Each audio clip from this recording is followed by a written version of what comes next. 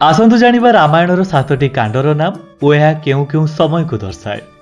1 बाल्यकांड बा आद्यकांड। एही कांडरे रामको जन्म, शिशु अवस्था, गुरु विश्वामित्रଙ୍କ सह सेमानଙ୍କ अभियान और जनकपुर रे सीताଙ୍କ सह विवाह एथिरे उल्लेख रही। 2 अयोध्या कांड। एथिरे रामको राज्याभिषेक पई चयन करा जाय, किंतु कैकेयी को 2टी वर मागिबा फल रामको 14 वर्षर वनवास दिया जाए और यह रामको अयोध्या छाड़िबार अध्याय। 3 अरण्यकांड।